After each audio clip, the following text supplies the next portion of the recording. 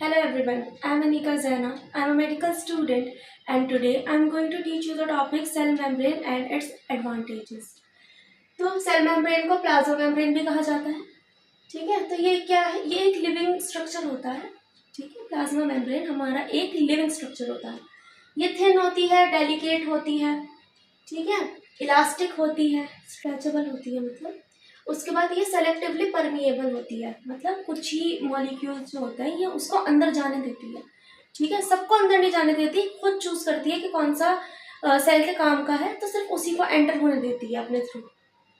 इसको semi permeable membrane भी बोला जाता है। तो इसकी थिकनेस कितनी होती है? 7 नैनोमीटर। तो 7 नैनोमीटर का मतलब क्या है? 7 इंटू 10⁻⁹ मीटर। ठीक है, तो ये नैनोमीटर होता है, 7 नैनोमीटर। तो आपका जो प्लाज्मा मेम्ब्रेन होता है, तो ये सेल की आउटर बाउंड्री होती है, जैसा कि हमने पहले भी पढ़ा था। तो सेल की जो ऑर्गेनेलीज होती है वो सब सेल के अंदर होती है और ये उसको बाहर से बाउंड करके रखता है।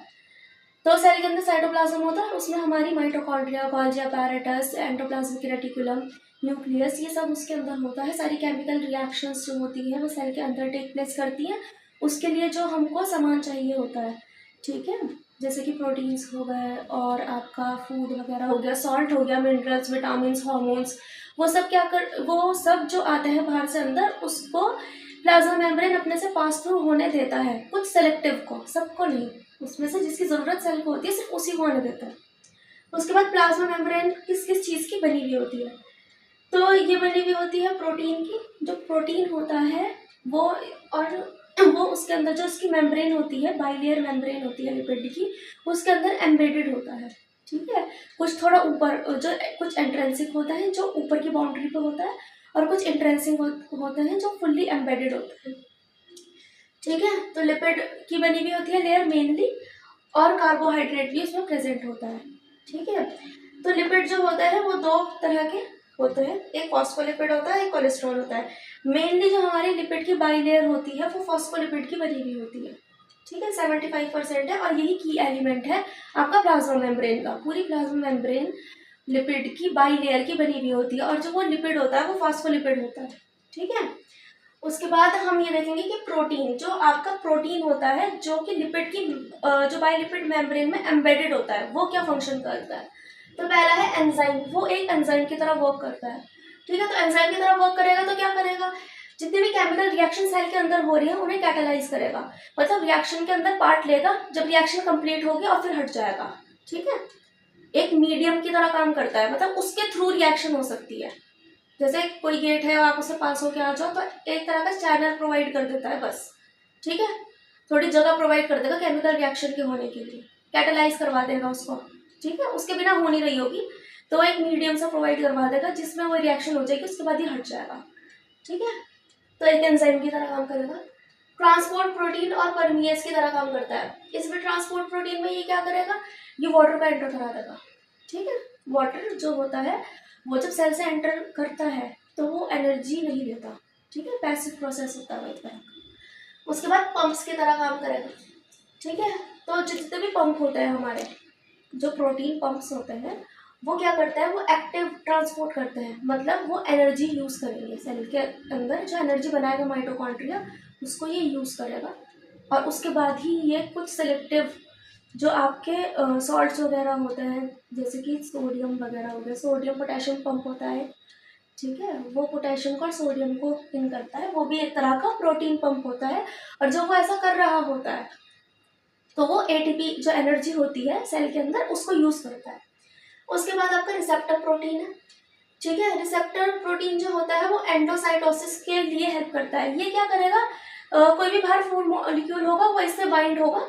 ठीक है, या तो ये उसको इनटेक कर लेगा जैसे कि अमीबा करता है, और उसके बाद पूरा उसके अंदर से न्यूट्रिएंट जो है उसको सक करेगा, और जो बाद में जो वेस्ट बच जाएगा उसको निकाल देगा सेल से।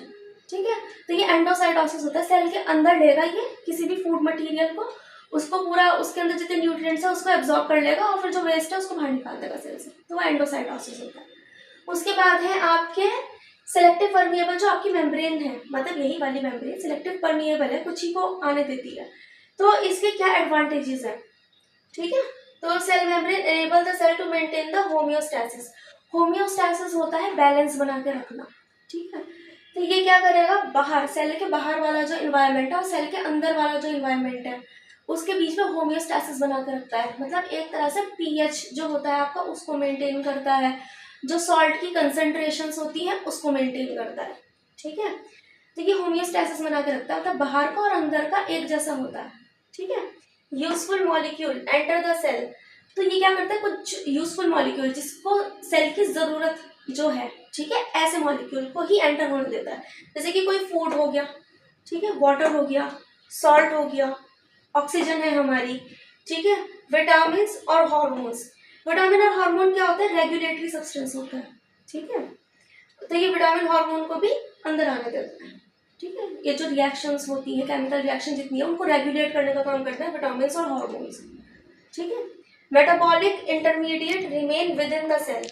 जितने भी मेटाबॉलिक इंटरमीडिएट है, मतलब जो आपकी रिएक्शन हो रही थी उसमें जो बीच का प्रोडक्ट बना वो सेल के अंदर ही रहे, ये वो ध्यान रखता है कि बाहर ना निकल जाए। Secretion and waste leave the cell. तो ये जो सिक्रीशन करता है, कुछ सब्सटेंस होता है उनको ये सिक्रिएट कर देता है सेल से बाहर, और जो वेस्ट मटेरियल होते हैं वो भी। ठीक है। तो आपके सिक्रीशन कौन कौन से होते हैं, जितने प्रोटीन्स होते हैं, प्रोएंजाइम्स होते हैं, हार्मोन्स, एंटीबॉडीज, उनको ये सेल से बाहर निकाल देता है। और भी होता है इसके अलावा। ठीक है। और वेस्ट मटेरियल क्या होगा, जैसे नाइट्रोजनस वेस्ट। नाइट्रोजन एक ऐसा कंपाउंड है जिसकी हमारी बॉडी को इतनी जरूरत नहीं होती, तो हम क्या करते हैं, नाइट्रोजनस वेस्ट को ज्यादा से ज्यादा निकालने की कोशिश करते हैं, जो हम यूरिन में निकालते हैं या यूरिया में निकालते हैं, क्योंकि उसकी हमको जरूरत नहीं है इतनी। ठीक है। तो नाइट्रोजनस वेस्ट निकाल देगा ये बाहर यूरिया के फॉर्म में, यूरिन वगैरह। ठीक है। बस इसमें सेल में से तो यूरिया के फॉर्म में नहीं निकालता है। ठीक है। बाद में किडनी में जाके होता है। उसके बाद दूसरा है आपका CO2। ठीक है। कार्बन डाइऑक्साइड जो है हमारी, उसको ये निकालता है। ठीक है। वेस्ट मटेरियल होता है हमारे लिए, ऑक्सीजन यूटिलाइज कर लेगा। ठीक है। फिर जो कार्बन डाइऑक्साइड है उसको सेल से बाहर निकाल देगा। ठीक है। To teach you the topic fluid mosaic model. ठीक है। तो सबसे पहले हम ये देखिए ये किसने दिया था।